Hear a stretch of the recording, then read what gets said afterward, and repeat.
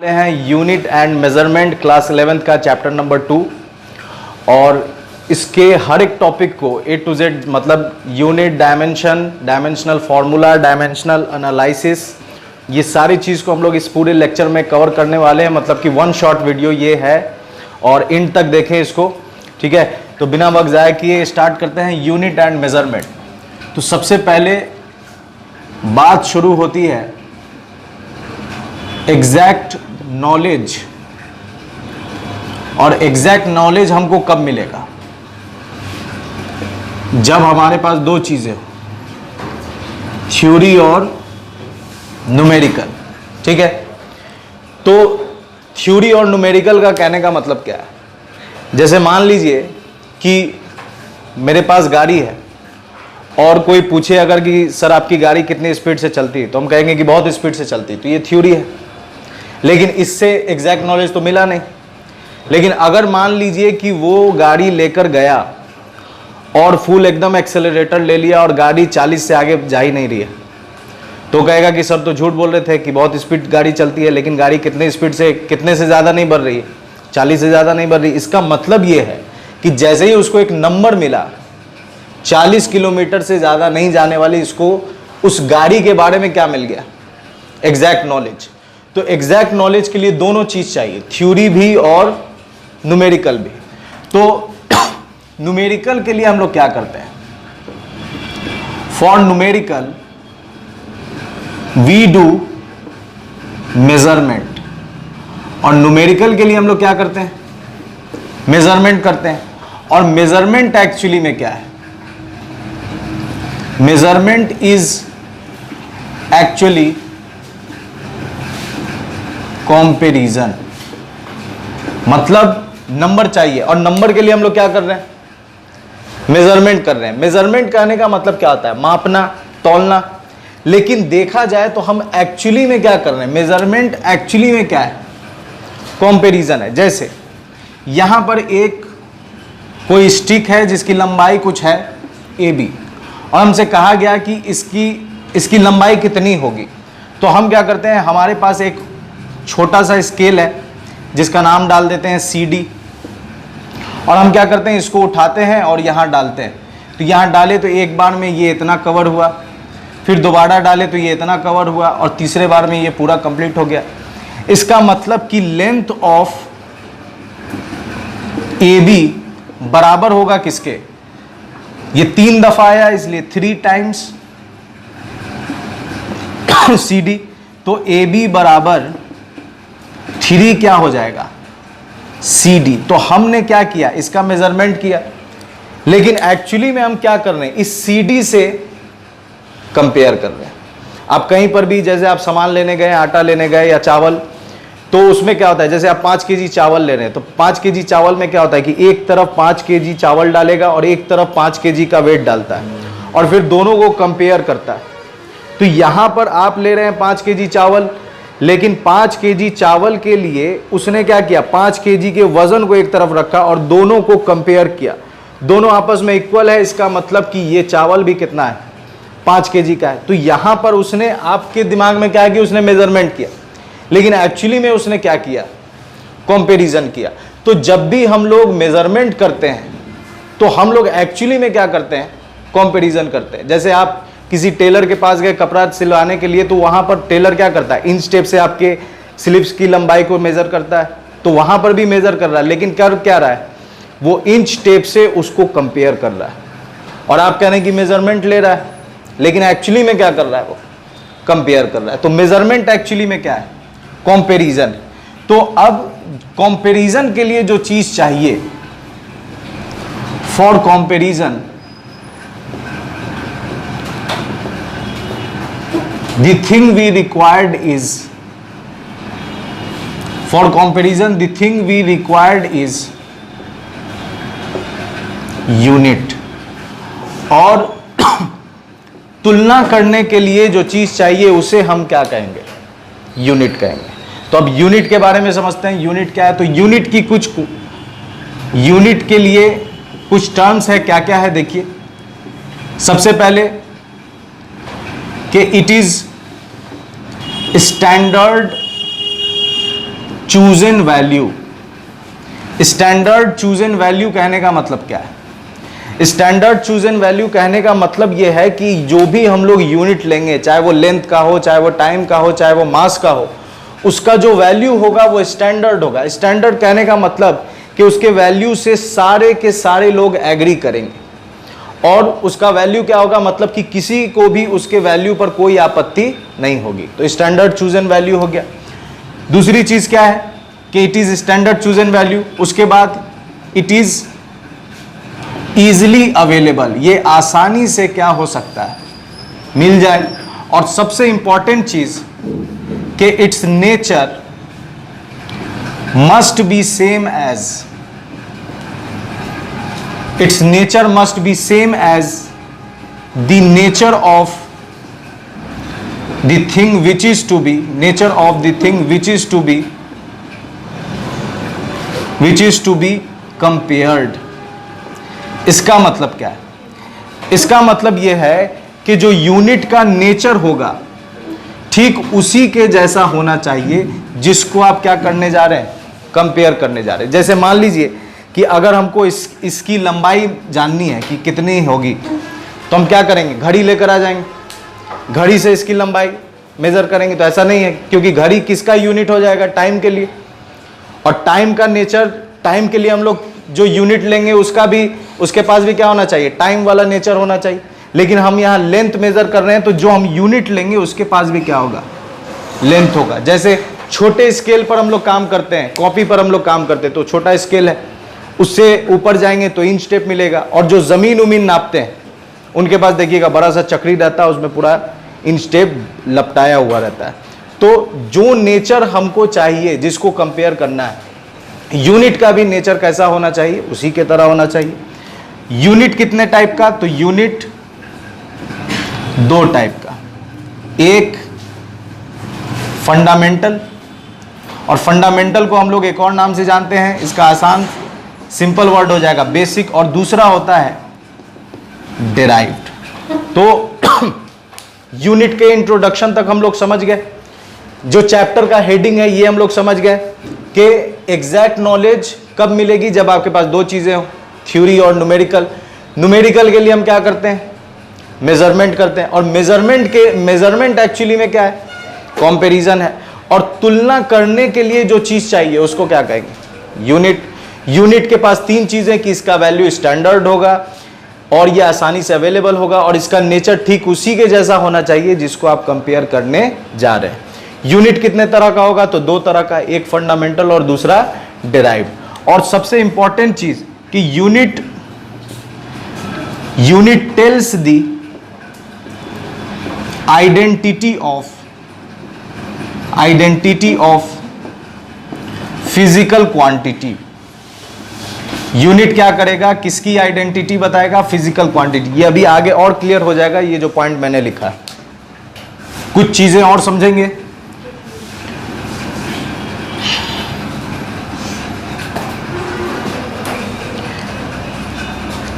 अब हम लोग समझते हैं फिजिकल क्वांटिटी। यहां चूंकि फिजिकल क्वांटिटी आया है तो फिजिकल क्वांटिटी समझ लेते हैं कि फिजिकल क्वांटिटी होता क्या है।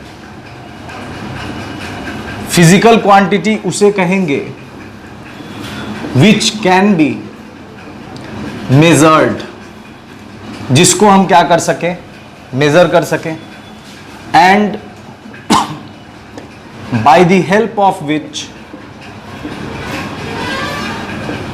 Laws of physics can be explain. तो फिजिकल क्वांटिटी होने के लिए दो शर्त है।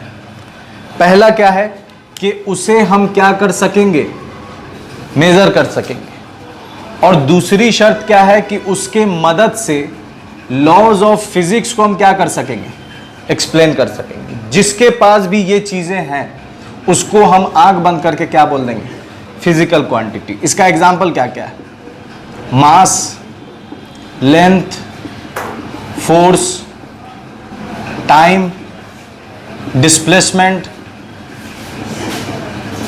Acceleration, etcetera. बहुत सारी चीजें मिलेंगी आपको।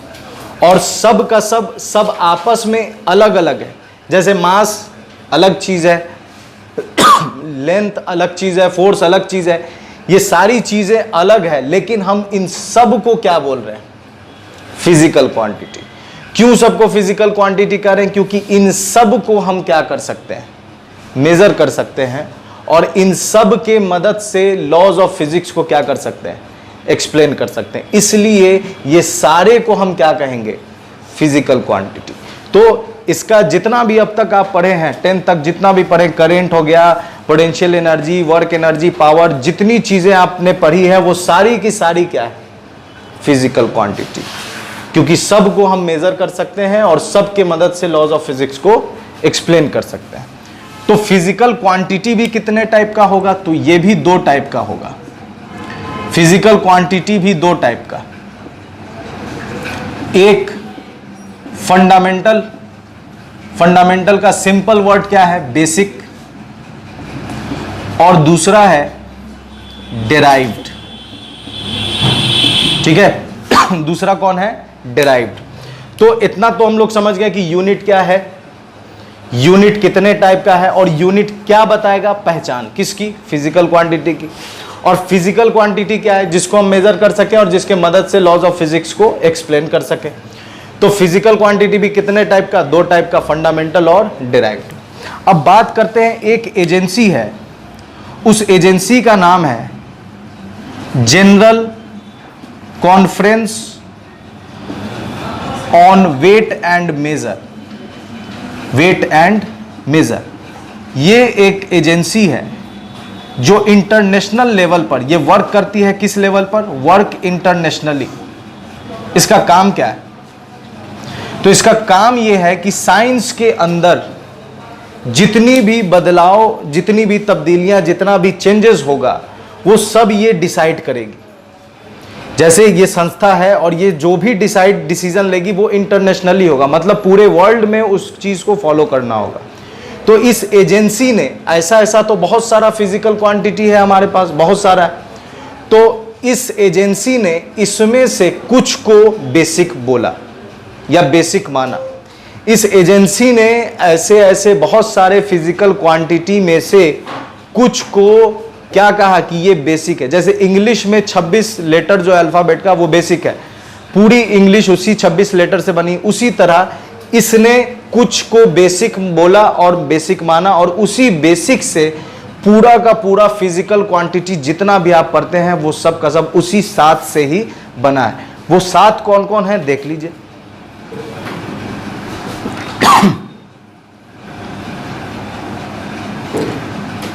वो 7 कौन कौन है? तो सबसे पहले आएगा मास,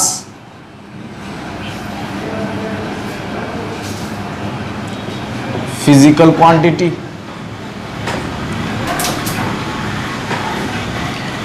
पहले नंबर पे मास, दूसरे नंबर पे लेंथ, तीसरे नंबर पे टाइम, चौथे नंबर पे टेम्परेचर, पांचवें नंबर पे करंट,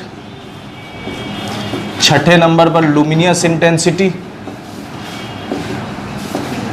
और 7वें नंबर पर अमाउंट ऑफ सब्सटेंस।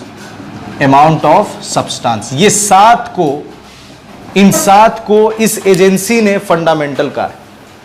तो ये जो फंडामेंटल, ये फिजिकल क्वांटिटी कैसा है? फंडामेंटल। फंडामेंटल, ये फंडामेंटल फिजिकल क्वांटिटी, मतलब जितना भी आप देखेंगे आगे वो सब इसी 7 से ही मिलकर बना हुआ है। तो अब चूंकि फिजिकल क्वांटिटी क्या है? फंडामेंटल। फिजिकल क्वांटिटी क्या है? फंडामेंटल है। तो मैंने यहां लिखा कि यूनिट क्या बताएगा? पहचान किसकी? फंडामेंटल की।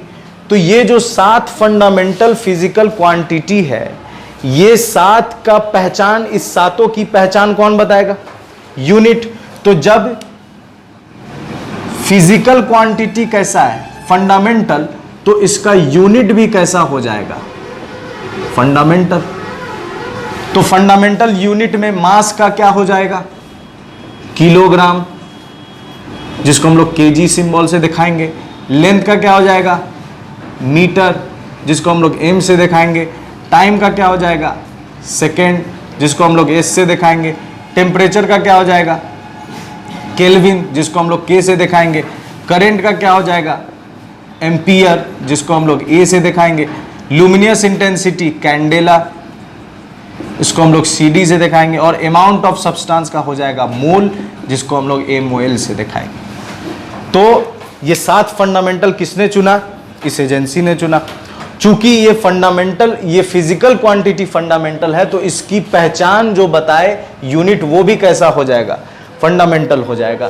तो ये 7 फंडामेंटल फिजिकल क्वांटिटी है, और इसी 7 से ही मिलकर पूरा जितना, जैसे एक्सेलरेशन भी इसी में से किसी से बना है।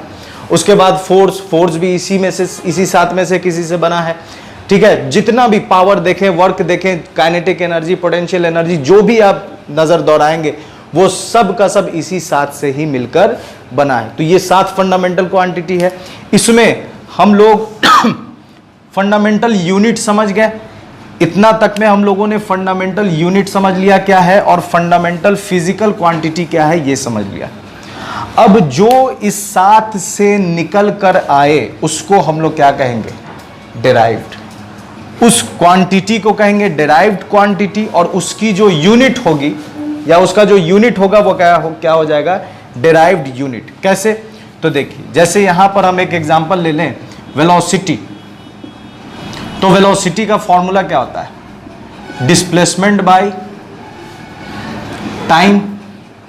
तो वेलोसिटी यहां पर कैसा क्वांटिटी, ये किससे मिलकर बना है, डिस्प्लेसमेंट और टाइम से। और डिस्प्लेसमेंट एक्चुअली में क्या है, लेंथ। डिस्प्लेसमेंट एक्चुअली में क्या है, लेंथ। और टाइम, तो ये क्या हो जाएगा, वेलोसिटी हो जाएगा डिराइव्ड क्वांटिटी, क्योंकि इसमें कितना फंडामेंटल मिला है, 2 फंडामेंटल मिला है। और इसका यूनिट अगर हम लिखें तो डिस्प्लेसमेंट मतलब लेंथ, लेंथ का यूनिट क्या होता है, मीटर। और टाइम का यूनिट क्या होता है, सेकेंड। तो ये हो जाएगा डिराइव्ड यूनिट, और ये हो जाएगा डिराइव्ड क्वांटिटी। ठीक है, तो फंडामेंटल हम लोग समझ गए कि फंडामेंटल फिजिकल क्वांटिटी कितना है, और फंडामेंटल यूनिट क्या है ये समझ गए। वेलोसिटी हो गया, और डिराइव्ड क्वांटिटी, क्योंकि इसमें 2 फंडामेंटल मिला हुआ है, डिस्प्लेसमेंट और टाइम।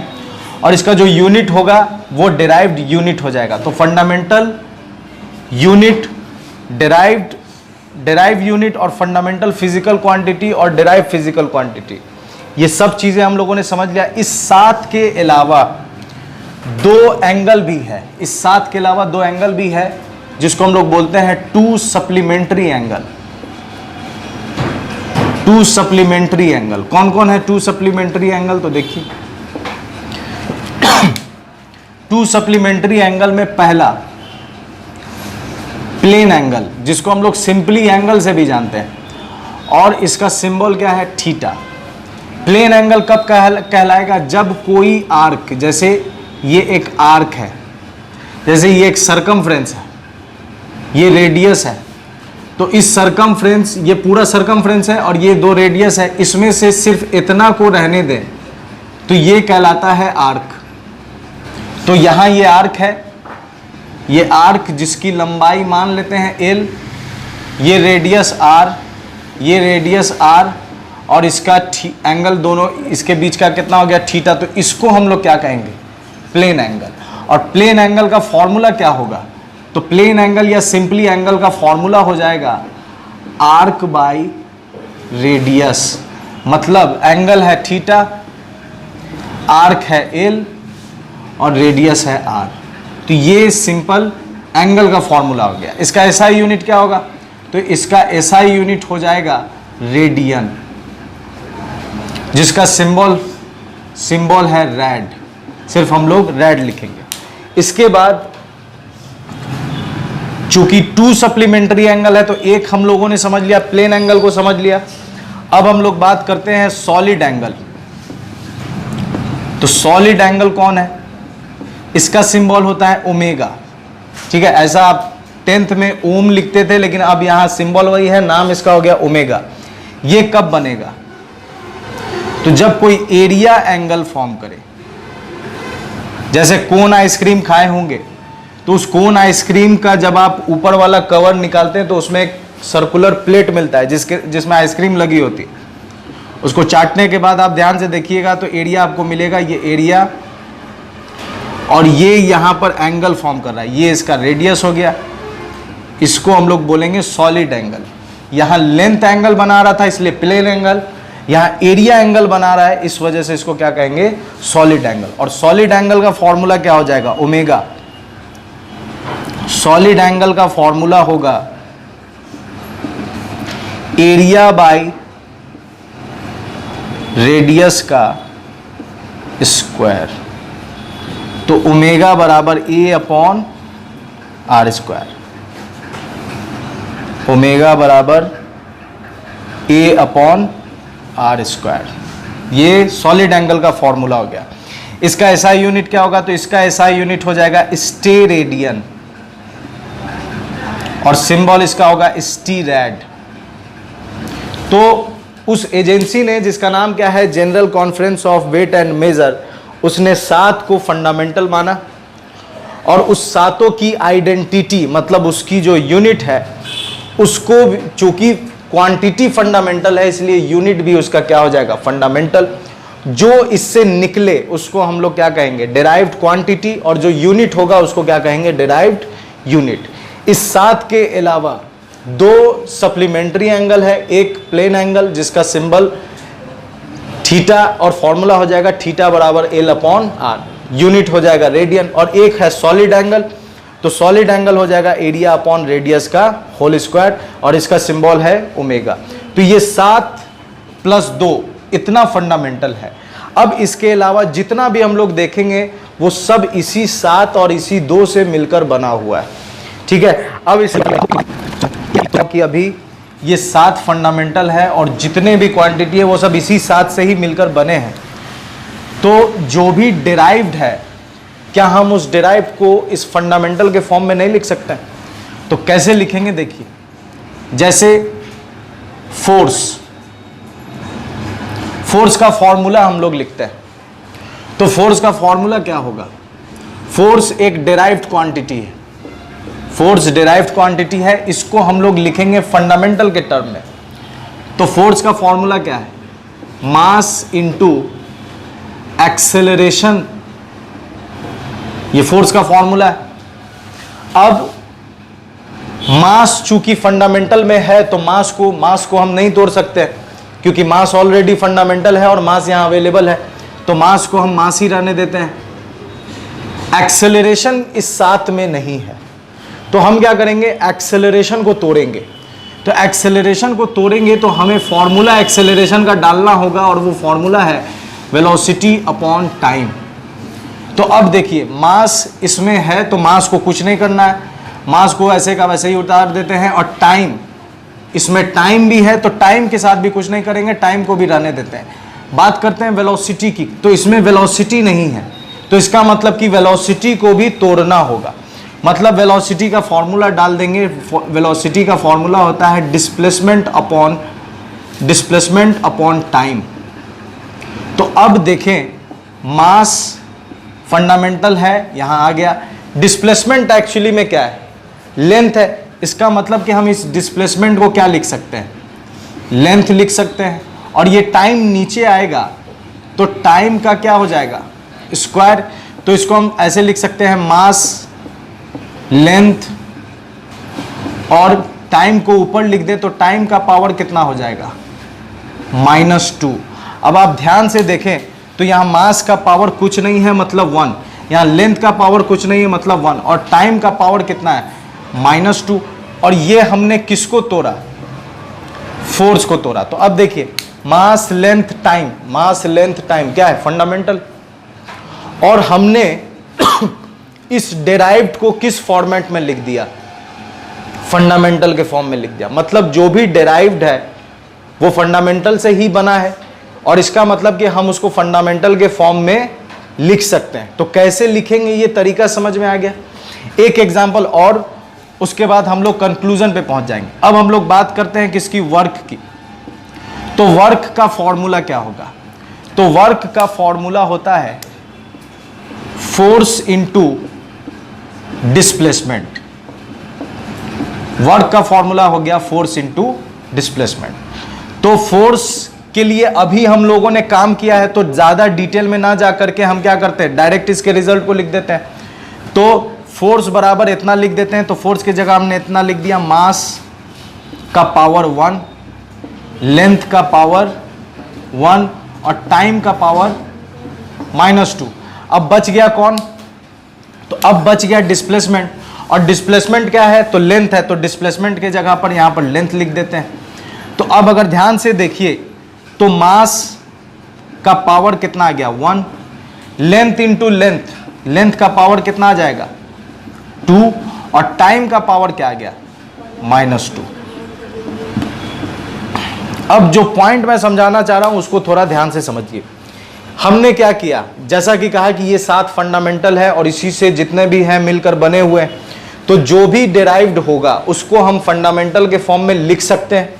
कैसे लिखेंगे उसका एग्जांपल यहां पर है कि फोर्स है, फोर्स एक डिराइव्ड क्वांटिटी, इसको फंडामेंटल के फॉर्म में तोड़ना स्टार्ट किए, इसका फॉर्मूला डाले और तोड़ते तोड़ते मिल गया मास लेंथ टाइम के फॉर्मेट में आ गया। फिर हमने वर्क को भी तोड़ा तो वर्क भी आ गया मास लेंथ और टाइम के फॉर्मेट में।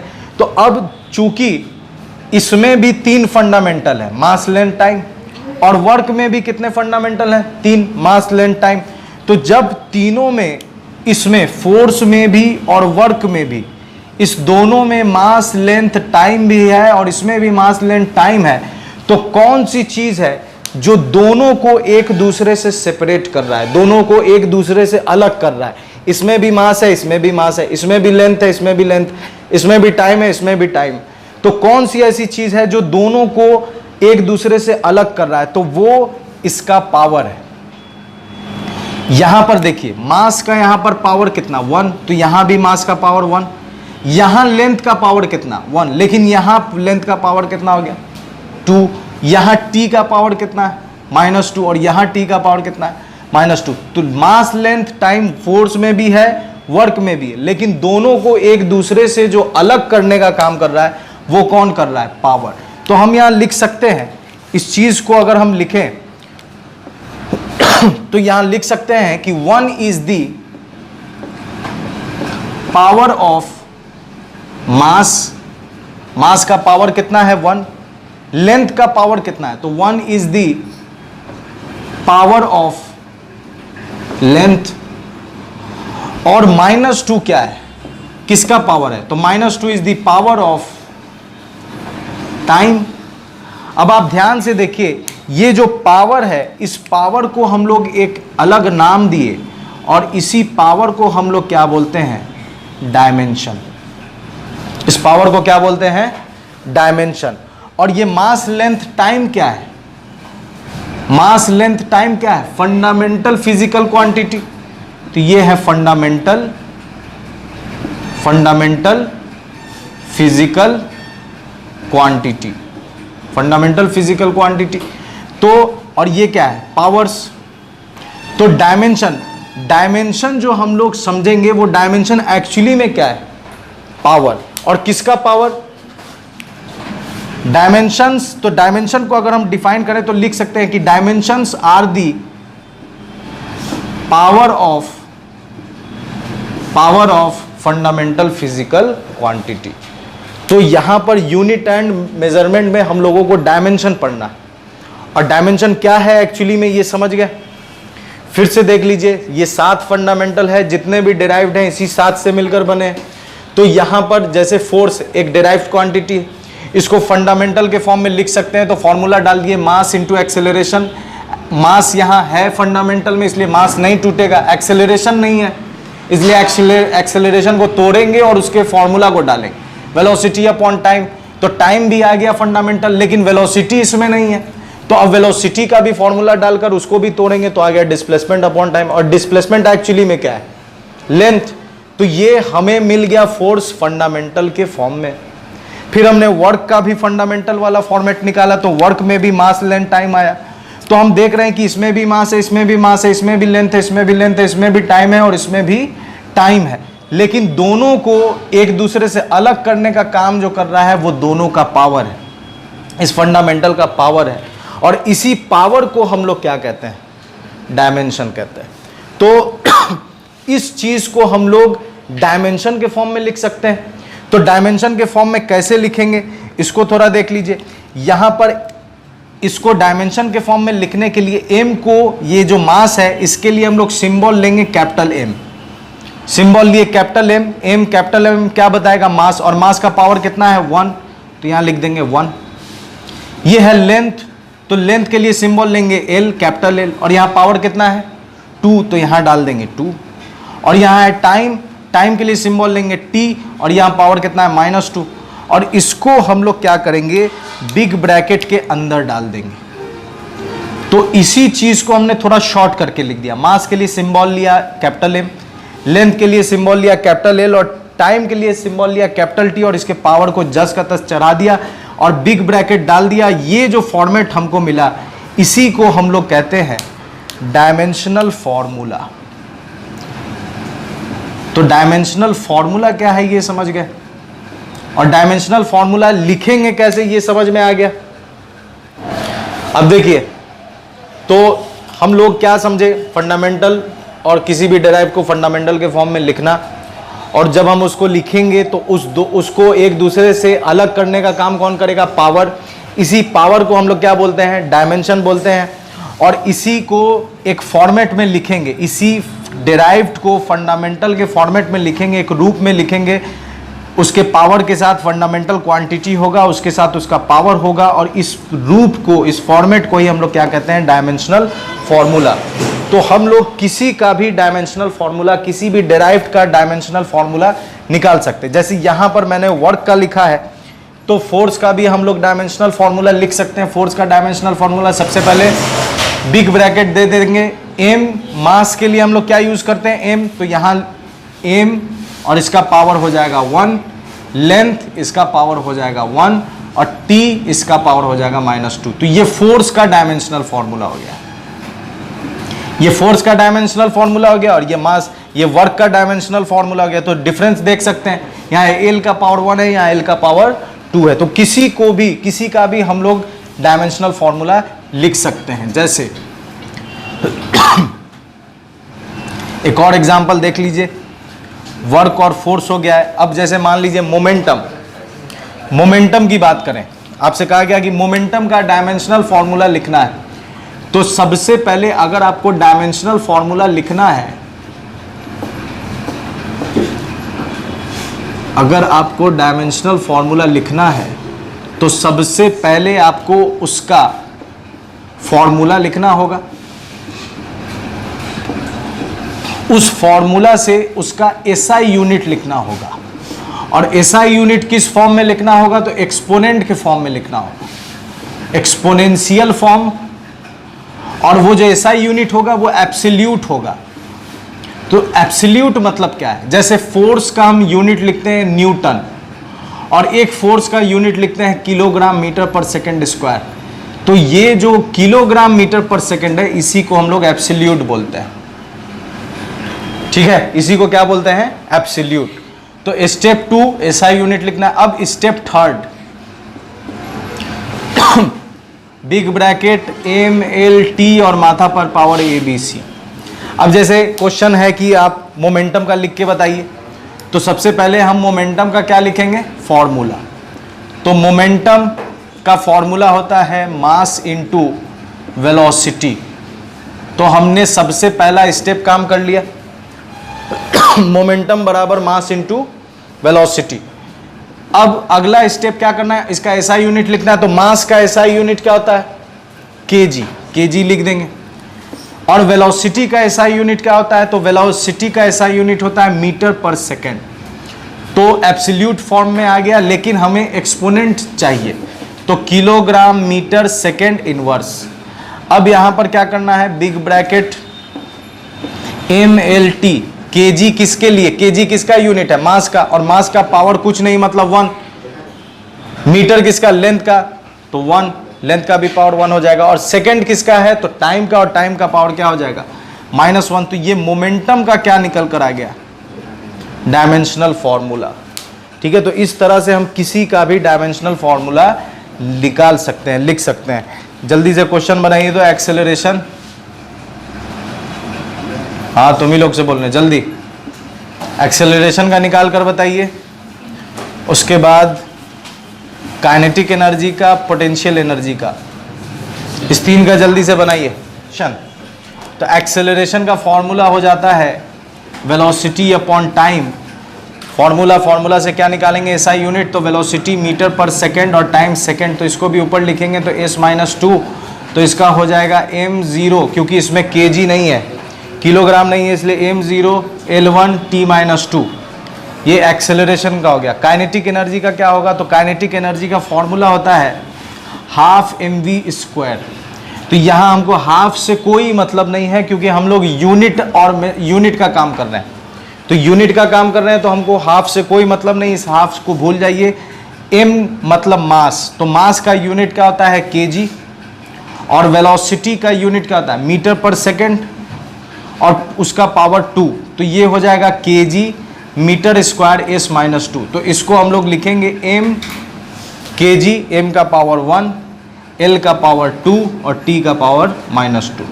और पोटेंशियल एनर्जी का भी यही आएगा। पोटेंशियल एनर्जी का फॉर्मूला लगा देना है mgh, तो kilogram acceleration due to gravity metre पर सेकेंड स्क्वायर, और हाइट का भी यूनिट होता है मीटर। तो इस तरह से आप किसी का भी एसआई यूनिट निकाल कर आप किसी को भी डायमेंशन के फॉर्म में दिखा सकते हैं। अब डायमेंशन समझने के बाद, चूंकि डायमेंशन हम लोगों को डायमेंशन लिखना आ गया है, तो अब हम लोग इसके एप्लीकेशन को समझते हैं। इसका एप्लीकेशन क्या है, देखिए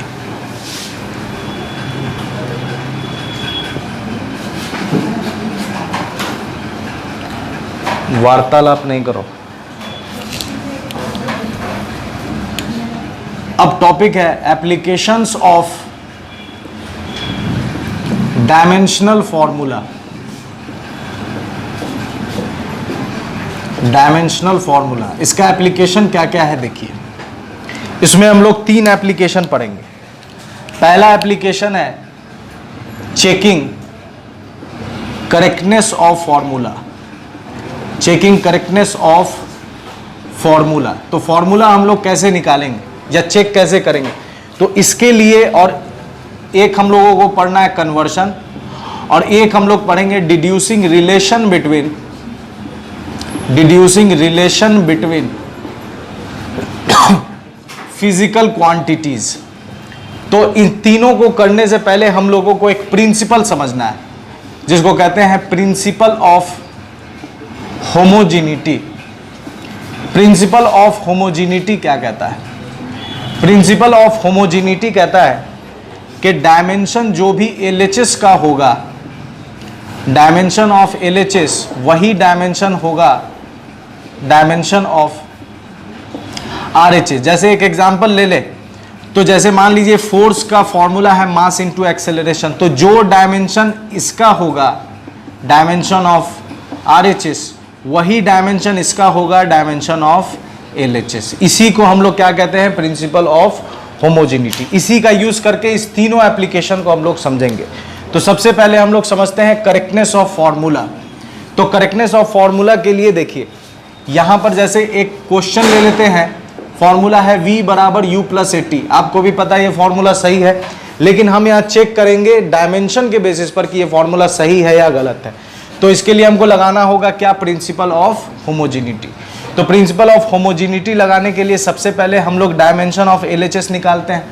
तो डायमेंशन ऑफ LHS इसमें है v मतलब वेलोसिटी, और वेलोसिटी का यूनिट क्या होता है मीटर पर सेकेंड। तो इसका हो जाएगा m0 L1 t-1।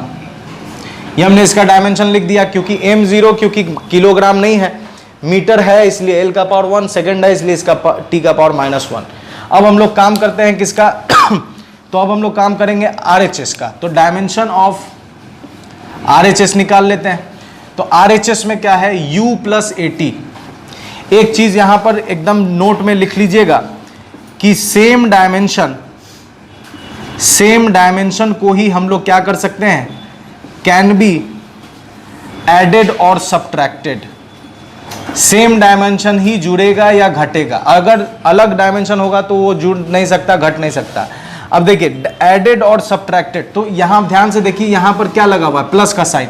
इसका मतलब जो डायमेंशन u का होगा वही डायमेंशन at का होगा, क्योंकि यहाँ प्लस लगा हुआ है और यहाँ पॉइंट में मैंने लिख दिया कि जब भी डायमेंशन सेम हो तभी जुड़ेगा या घटेगा, तो यहाँ प्लस है, इसका मतलब जो डायमेंशन u का होगा वही डायमेंशन at का होगा। चेक भी कर लेंगे हम लोग। देखिए अब डायमेंशन ऑफ RHS निकालना है। u क्या है? इनिशियल वेलोसिटी, तो वेलोसिटी है इसलिए मीटर पर सेकेंड, प्लस एक्सेलरेशन का क्या होता है? मीटर पर सेकेंड स्क्वायर इनटू, और टाइम का यूनिट क्या होता है? तो सेकेंड, तो सेकेंड से सेकेंड कट गया, तो देखें आप ध्यान से, मीटर पर सेकेंड प्लस मीटर पर सेकेंड आ गया, जो डायमेंशन u का वही डायमेंशन at का, और जोड़ेंगे तो हमको मिलेगा यही। फिर इसका ऐसा यूनिट, इसको डायमेंशन के फॉर्म में लिख दीजिए L1T-1। तो आप देख सकते हैं जो डायमेंशन LHS का है वही डायमेंशन RHS का, इसका मतलब फॉर्मूला क्या है? सही है। ठीक है, अब आप लोग भी बनाइए एक, इसको प्रूफ करके दिखाइए जल्दी से। UT plus half AT square, इसको चेक करना है डायमेंशनली कि ये सही है या गलत है। बनाओ।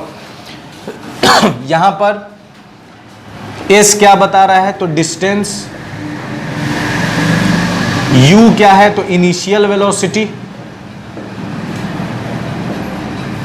A क्या है? तो एक्सेलरेशन,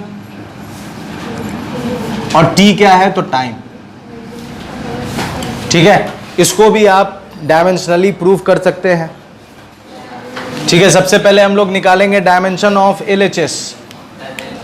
तो डायमेंशन ऑफ LHS में सिर्फ S है, और S क्या है? डिस्टेंस, डिस्टेंस का यूनिट मीटर, तो ये हो जाएगा m0 L1T0। उसके बाद निकालेंगे डायमेंशन ऑफ RHS, तो डायमेंशन ऑफ RHS क्या हो जाएगा? UT plus half AT square. और फिर से देखिए, ये मैंने लिखा है कि डायमेंशन ऐड होगा और जुड़ेगा, तो यहाँ फिर से प्लस का साइन है, इसका मतलब जो डायमेंशन UT का होगा वही डायमेंशन AT स्क्वायर का होगा। तो यहाँ डाल देते हैं मीटर, U का मीटर पर second into second plus half, half से कोई मतलब नहीं। एक्सेलरेशन हो जाएगा मीटर पर सेकेंड स्क्वायर इंटू टाइम का हो जाएगा सेकेंड स्क्वायर, सेकेंड स्क्वायर से सेकेंड स्क्वायर कट गया, सेकेंड से सेकेंड कट गया, मीटर प्लस मीटर, और आप देख सकते हैं कि फिर से इसका भी मीटर आ गया, इसका भी मीटर आ गया, और जोड़ेंगे तो मीटर, तो ये हो जाएगा m0 L1T0। तो ये भी फॉर्मूला सही है। तो इस तरह से हम किसी भी फॉर्मूला को चेक कर सकते हैं कि वो सही है या गलत है। एक क्वेश्चन और, उसके बाद हम लोग आगे बढ़ जाएंगे। जैसे अगला क्वेश्चन है कि काइनेटिक एनर्जी बराबर होगा पोटेंशियल एनर्जी के, इसको चेक करना है। तो सबसे पहले dimension of LHS, kinetic energy formula क्या होता है? Half mv square. तो हमको हाफ से मतलब नहीं, m क्या है? मास, और v क्या है? वेलोसिटी, और इसका होल स्क्वायर, तो ये हो जाएगा kilogram metre, metre square s-2, तो इसका आ जाएगा m1 L2T-2। उसके बाद निकालेंगे डायमेंशन ऑफ RHS, तो ये हो जाएगा पोटेंशियल एनर्जी, पोटेंशियल एनर्जी का फॉर्मूला mgh, m हो गया मास मतलब kg, g यहाँ पर एक्सेलरेशन ड्यू टू ग्रेविटी है, तो मीटर पर सेकेंड स्क्वायर इंटू, और हाइट का भी मीटर, तो ये हो गया kilogram, metre into metre, metre square s-2, तो ये आ गया m1 L2T-2। बंद कर दो, बंद कर दो, कोई दिक्कत इतना में नहीं ना। तो यहाँ पर भी आप देख सकते हैं डायमेंशन ऑफ LHS जो है वही डायमेंशन ऑफ RHS। तो आप इस तरह किसी भी फॉर्मूला को चेक कर सकते हैं। तो पहला हम लोगों ने काम कर लिया, अब हम लोग काम करेंगे कन्वर्शन। तो कन्वर्शन क्या है? देखिए, इसको मिटा देते हैं।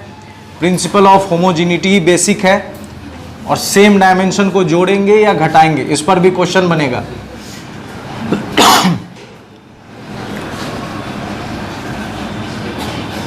अगला पॉइंट हम लोग समझ रहे हैं कौन सा? कन्वर्शन। एक इंपॉर्टेंट पॉइंट यहां हम लोग नोट करके ही लिख सकते हैं, dimension of homogeneity, principle of homogeneity क्या कहता है? प्रिंसिपल ऑफ होमोजेनिटी कहता है डायमेंशन ऑफ LHS बराबर डायमेंशन ऑफ RHS। उसके बाद दूसरा इंपॉर्टेंट पॉइंट, सेम डायमेंशन का ही जोड़ घटाव होगा।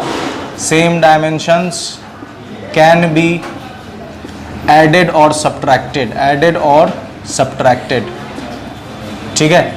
तो पहला हम लोगों ने काम कर लिया। अब हम लोग काम करेंगे कौन सा? कन्वर्शन। तो कन्वर्शन ध्यान से समझिएगा। अब हम लोग काम कर रहे हैं कन्वर्शन। तो कन्वर्शन में क्या है कि हम लोगों को कन्वर्शन समझने से पहले समझिए कि कितने टाइप का सिस्टम, एक हम लोग लेंथ, मास, टाइम, जो सिस्टम ऑफ यूनिट है वो 3 है। सबसे पहला एफपीएस सिस्टम। इस सिस्टम में लेंथ को मेजर करते हैं हम लोग फुट में, मास को मेजर करते हैं पाउंड में, और टाइम को मेजर करते हैं सेकंड में। ठीक है। दूसरा है सीजीएस सिस्टम। इसमें हम लोग लेंथ को मेजर करते हैं सेंटीमीटर, मास को ग्राम में, और टाइम को सेकंड में। और तीसरा जो सिस्टम है एमकेएस सिस्टम। इसमें हम लोग लेंथ को मेजर करते हैं मीटर में, मास को किलोग्राम में, और टाइम को सेकंड में। अब यहाँ दिक्कत ये है कि जैसे मान लीजिए कि जर्मनी में एफपीएस सिस्टम है और इंडिया में सीजीएस सिस्टम और ऑस्ट्रेलिया में एमके सिस्टम, तो 3 अलग अलग कंट्री में अलग अलग सिस्टम है। तो वहाँ के जो भी इंजीनियर होंगे उनका हाथ बैठा होगा या फैमिलियर होंगे इससे। अगर मान लीजिए कि जर्मनी का इंजीनियर इंडिया आता है तो जर्मनी के इंजीनियर को काम करने की आदत है इस पर, और उसको सडन मिल जाएगा ये सारी चीज़ें, तो उसके लिए परेशानी। तो वो क्या चाहेगा कि अगर उसको यही मिल जाए तो कितना आसान होगा उसके लिए। तो यहाँ पर उस एजेंसी ने, जिसका नाम मैंने बताया था general conference of weight and measure, उसने डिसाइड ये किया कि आप अपना लोकल जो भी करना है कीजिए, लेकिन साथ में आपको एक इंटरनेशनल स्टैंडर्ड सिस्टम भी पढ़ना होगा।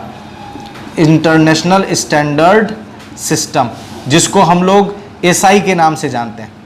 इस सिस्टम में लेंथ को मीटर में मेजर करेंगे, मास को केजी में, किलोग्राम में, और टाइम को सेकंड में। ये एक्चुअली में ये जो एसआई सिस्टम है ये एमकेएस का ही मॉडिफाइड फॉर्म है। मतलब कि जब इस एजेंसी ने ये डिसाइड किया कि आप अपने कंट्री में लोकल में जो चलाना चलाइए, लेकिन साथ में आपको एक इंटरनेशनल वाला भी पढ़ना होगा ताकि आप दूसरे कंट्री में जाएं तो परेशानी ना हो, तो उन्होंने इसी को उठाया और इस एमके सिस्टम में थोड़ा बहुत मॉडिफिकेशन किया, और मॉडिफिकेशन करने के बाद उसने एसआई सिस्टम दिया। तो हम लोग इंडिया में 2 सिस्टम पढ़ेंगे, एक हम लोग पढ़ेंगे सीजीएस सिस्टम और दूसरा हम लोग पढ़ेंगे एसआई सिस्टम। तो हम लोग जो भी फिजिकल क्वांटिटी पढ़ेंगे उसका 2 ही यूनिट पढ़ना है, एक सीजीएस यूनिट और एक एसआई यूनिट। तो इतना समझने के बाद अब हम लोग आते हैं कन्वर्शन पर। तो कन्वर्शन में देखिए जैसे क्वांटिटी है तो क्वांटिटी बराबर हो जाएगा N1U1 बराबर N2U2। अब इसका क्या मतलब है? क्वांटिटी बराबर N1U1 बराबर N2U2, इसका मतलब क्या है? तो इसको थोड़ा समझते हैं। जैसे अगर कोई क्वांटिटी है, जैसे एक एग्जांपल ले लें, जैसे मान लेते हैं कि 1 रुपया 100 पैसा के बराबर। 1 रुपया कितना के बराबर? 100 पैसा के बराबर। तो 1 रुपया यहां पर क्या है? ये दोनों क्वांटिटी है। तो 1 रुपया को अगर हम N1 मान लें, 1 को अगर हम नंबर मान लें N1 और रुपया हो जाएगा N1, तो 100 हो जाएगा N2 और पैसा हो जाएगा U2। इसका मतलब ये है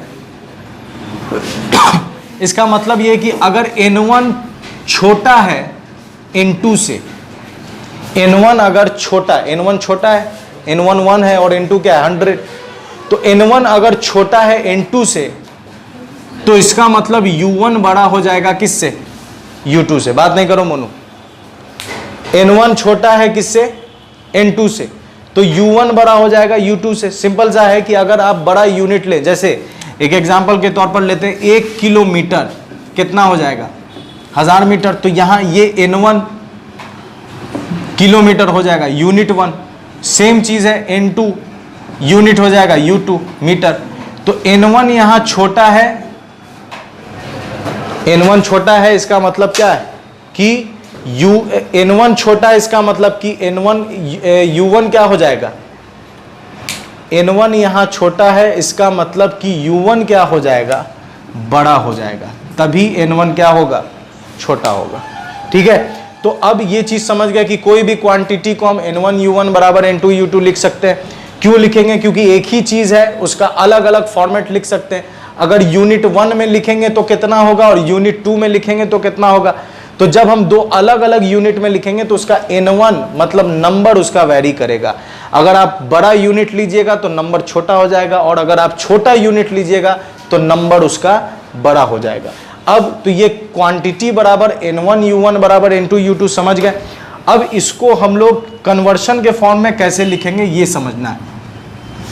तो मान लेते हैं कि जैसे कोई क्वांटिटी है और उसका n1 है, उसका नंबर है, लेट बी ए क्वांटिटी,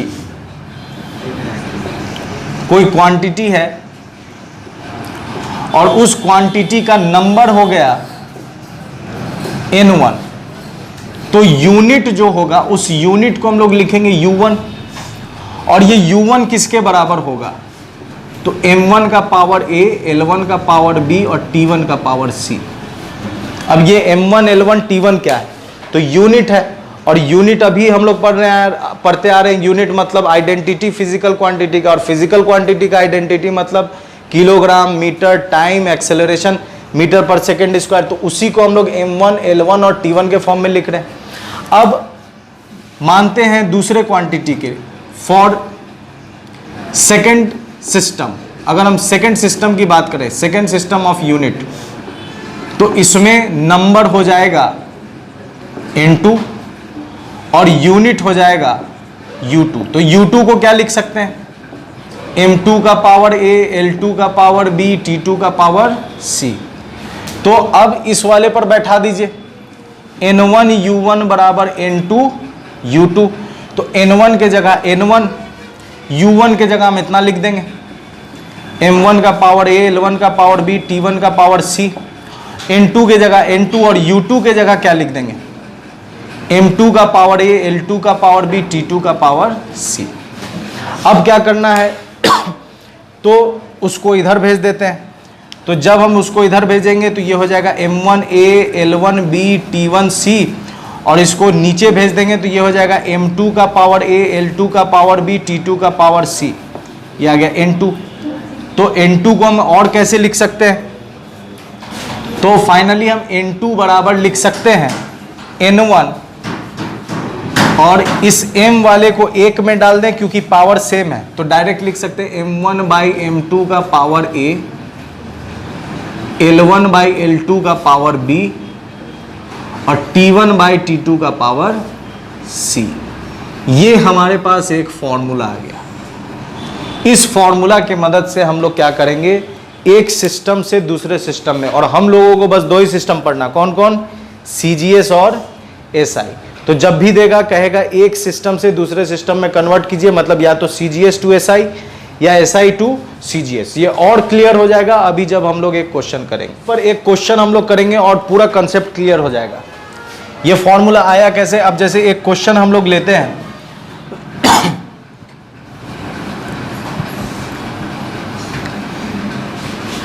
जैसे क्वेश्चन है कन्वर्ट 1 न्यूटन इंटू डाइन। एक न्यूटन को डाइन में कन्वर्ट करना है। तो 1 न्यूटन कितने डाइन के बराबर होगा ये हमको पता नहीं।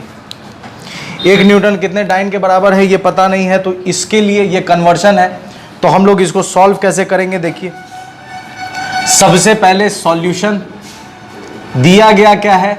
तो न्यूटन। न्यूटन एक्चुअली में क्या है? Newton is unit of force. Newton is SI unit of force. और आपसे कहा कि हम लोगों को बस 2 ही पढ़ना है, CGS और SI। तो न्यूटन कौन सा यूनिट हो गया? SI यूनिट हो गया। और डाइन जो है, डाइन इज, ये कैसा यूनिट है? CGS यूनिट है। किसका? फोर्स का।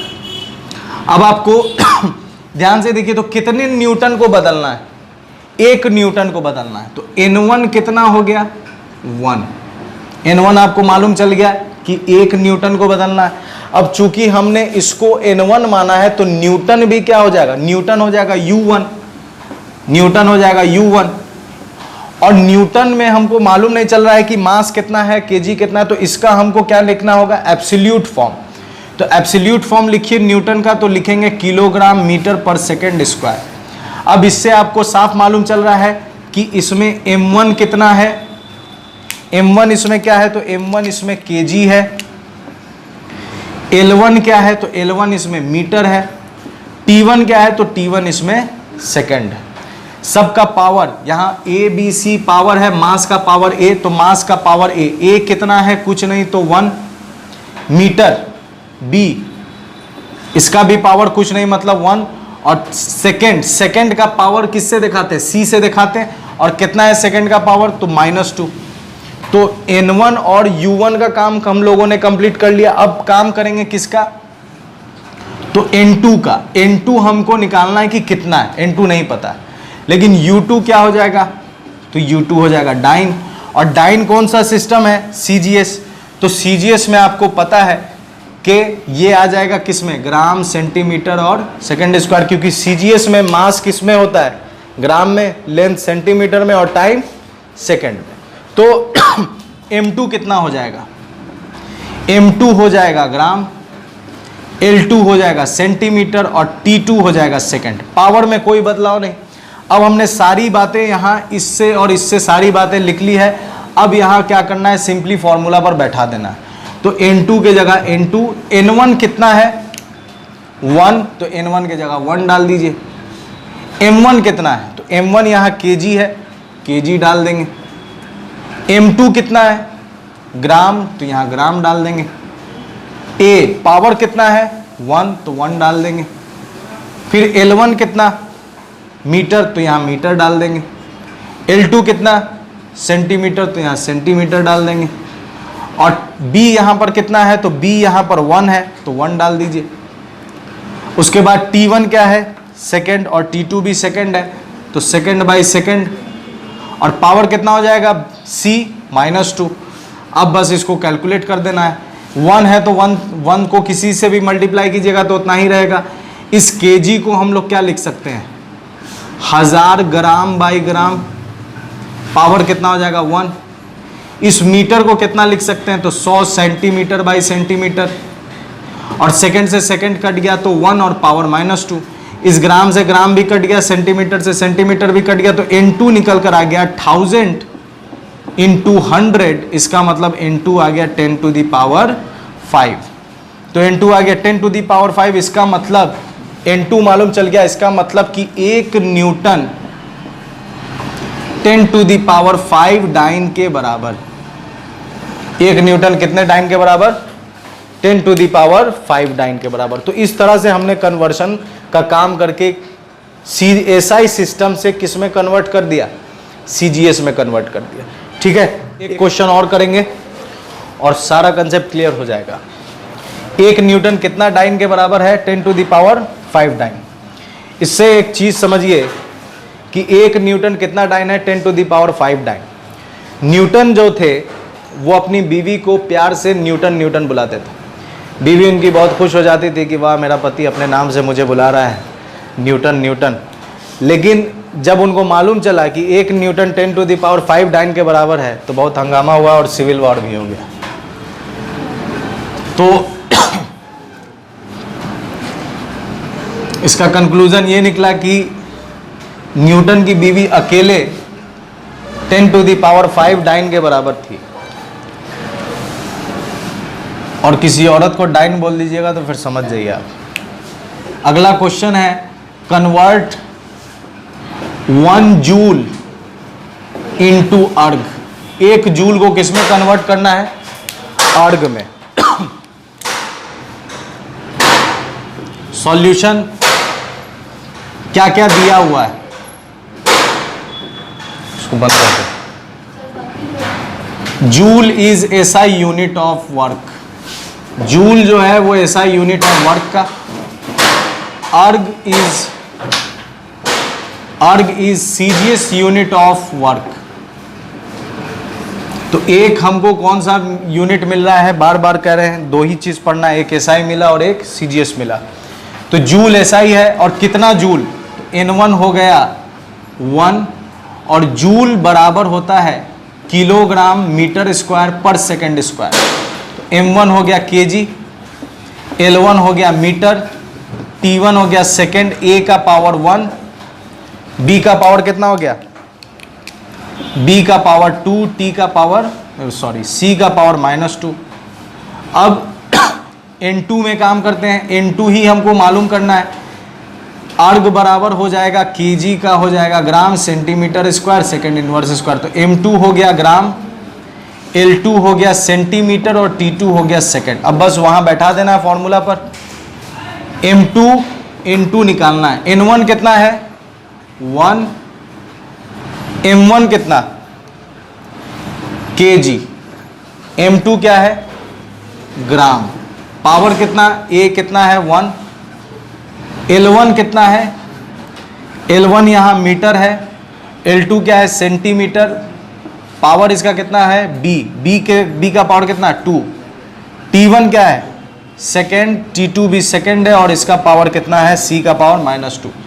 अब बस N2 बराबर kg को चेंज कीजिए तो 1000 ग्राम बटा ग्राम, मीटर को चेंज कीजिएगा तो 100 सेंटीमीटर बाई सेंटीमीटर, और सेकेंड से सेकेंड कट गया पावर -2। ठीक है, तो ग्राम से ग्राम कट गया, सेंटीमीटर से सेंटीमीटर, तो ये आ गया 1000 इंटू 100 इंटू 100, तो N2 आ गया 10 टू दी पावर 7, मतलब 1 जूल कितना अर्ग के बराबर, 10 टू दी पावर 7 अर्ग के बराबर। ठीक है, तो इस तरह से हम लोग कन्वर्शन का काम करेंगे। तो यहां पर हम लोगों ने कन्वर्शन भी समझ लिया। अब लास्ट है डिड्यूसिंग रिलेशन बिटवीन फिजिकल क्वांटिटी। तो इसके लिए एक क्वेश्चन करेंगे और ये पूरा क्लियर हो जाएगा। तो चेकिंग वाला समझ गए, फॉर्मूला कैसे चेक करना है, कन्वर्शन समझ गए। अब तीसरा है रिलेशन निकालना फिजिकल क्वांटिटी। उसमें हम लोग एक क्वेश्चन कर रहे हैं, ये एनसीईआरटी का एग्जाम्पल है 2.17। ठीक है, एग्जाम्पल 2.17, इसको समझना है। Consider a simple pendulum. Question दिया है कि एक सिंपल पेंडुलम है जिसके पास बॉब है, वो एक धागे से अटैच है और वो ऑसिलेट कर रहा है ग्रेविटेशनल फोर्स के इसमें। मान लीजिए कि उसका पीरियड ऑफ ऑसिलेशन डिपेंड करेगा लेंथ पर, बॉब के मास पर और एक्सेलरेशन ड्यू टू ग्रेविटी पर। तो आपको एक फॉर्मूला निकालना है डायमेंशन यूज करके। तो सबसे पहले हम लोग इसके सॉल्यूशन को तो करेंगे, लेकिन सबसे पहले पेंडुलम के बारे में समझ लेते हैं। पेंडुलम कुछ इस तरह का होगा,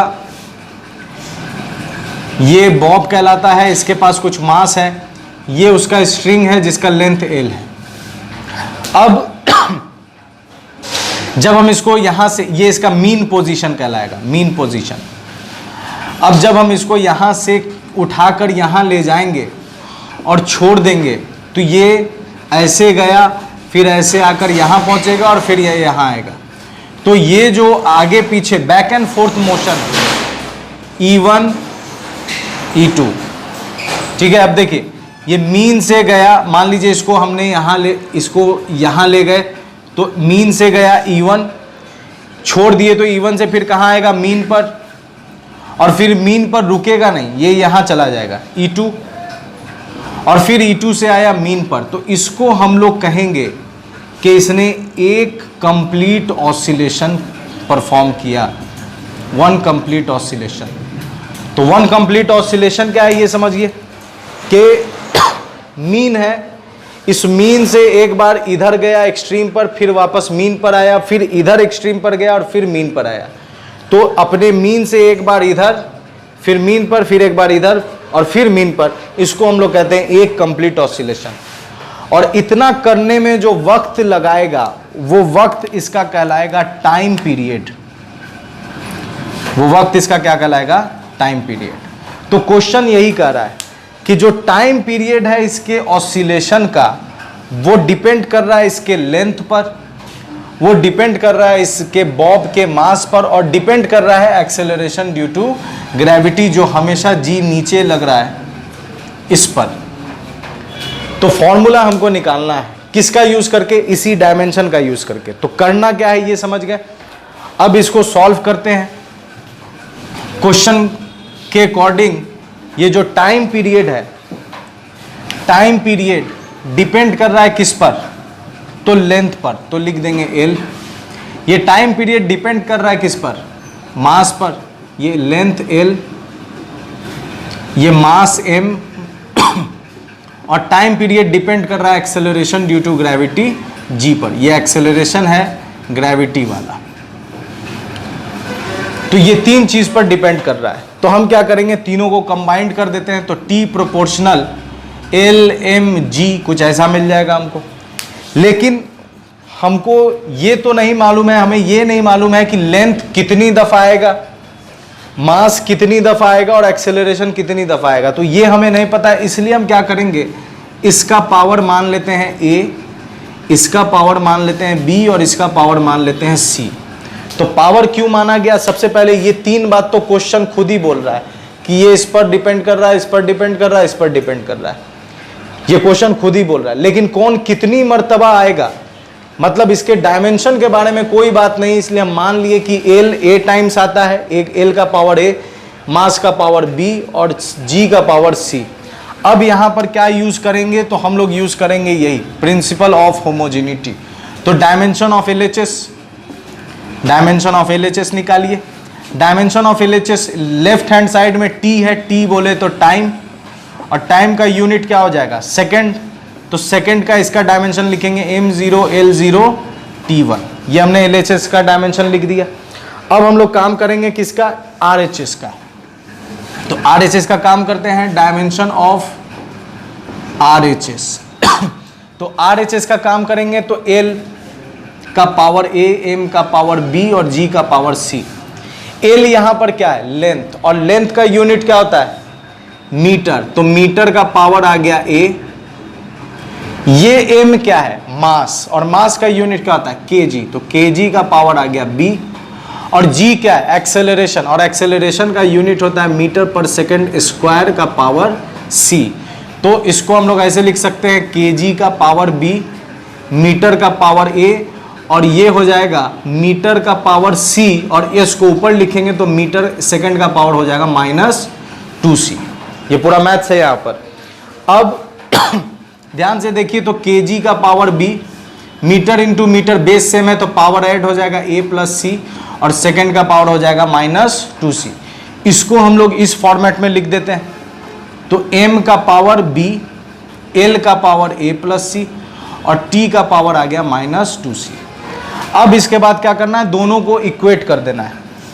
तो इक्वेटिंग वी गेट, दोनों को जब हम इक्वेट करेंगे तो ध्यान से देखिए, यहां m0 L0 T1 है, और इधर है m का पावर B, L का पावर A प्लस C और T का पावर -2C। अब आप ध्यान से देखिए, तो m को m के साथ कंपेयर कीजिए तो आपको मिल जाएगा B बराबर कितना मिलेगा, 0।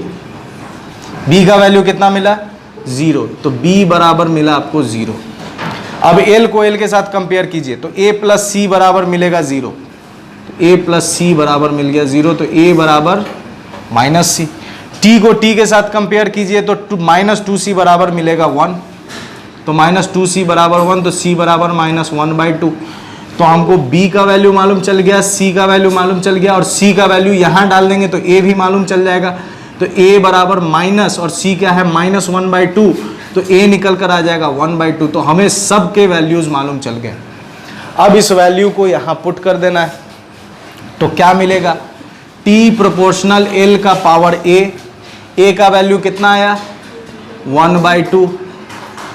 M मास B का पावर B का वैल्यू कितना आया, 0, और G का पावर C का वैल्यू कितना आया, -1/2। मतलब T प्रोपोर्शनल आ गया L/1/2, G/1/2, और मास का पावर कितना है, 0। इसका मतलब इसका कोई मतलब नहीं, ये इस फॉर्मूला में नहीं होगा।